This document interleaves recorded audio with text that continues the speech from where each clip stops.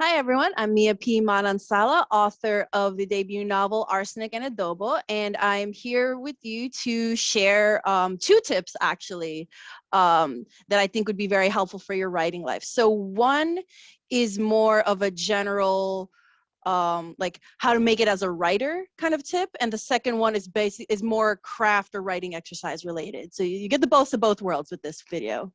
So for whenever people ask me, like, the number one thing that I recommend to make it as a writer is to build your community and do it as soon as possible. Don't wait until you have a finished book. Don't wait until you have an agent. Don't wait until you have a book deal.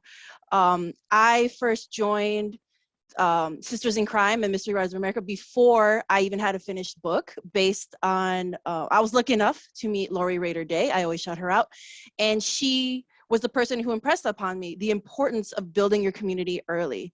Writing is a very difficult endeavor. It is a very lonely one. And there is so much opaqueness, a very general lack of transparency in the publishing industry in general. So meeting people who are maybe a little further ahead of you in your journey can be very helpful, because they can tell you the things you don't know, right? When I first wanted to get involved in writing, I didn't know what a query letter was. I was like, what's that? Very, like, things that seem so basic are not basic to newbie and up and coming writers. And also, you want people who are at the same stage as you, right? Because someone who's been publishing for over a decade will have lots of great advice, but the publishing industry has changed. Things are very different now. And so some of the advice they might have for a beginning writer won't be the same as it would have been, when they first started publishing. Also, there's nothing like having people who truly understand what it is you're going through. You may have family and friends and partners who support you, but they don't get the particular difficulties of what this journey looks like. So for me, I am part of Sisters in Crime. I am part of Sisters of America. I am part of an organization called Pitch Wars. I have so many different writing organizations I'm part of because they've helped me along the way. And yet, despite having all these friends and acquaintances who are, multi-novel published, very prestigious, the group that has brought me the most comfort in my debut year is the group I call the Berkeleys. So we are all debut authors in 2021, 2022 who are being published by Berkeley, because we are going down this road together. We are having the same issues.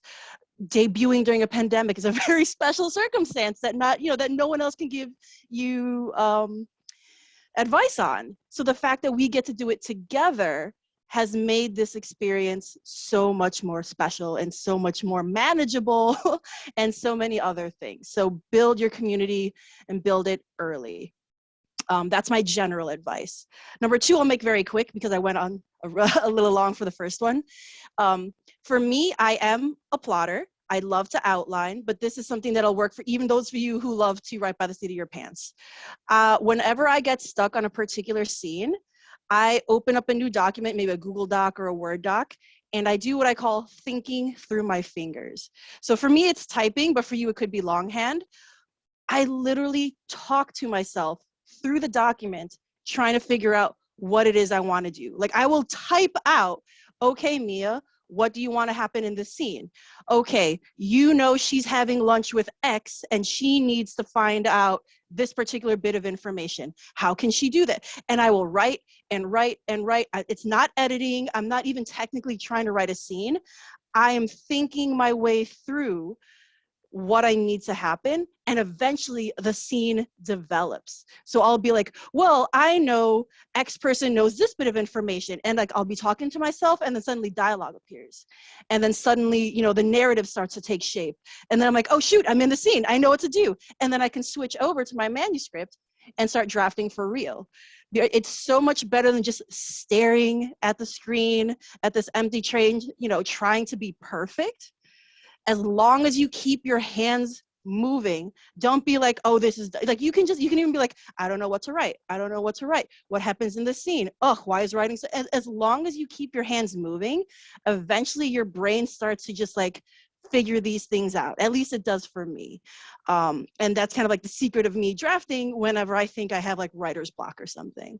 So it works for me. I hope it works for you. Those are my 2 bits of writer's advice. So there you go.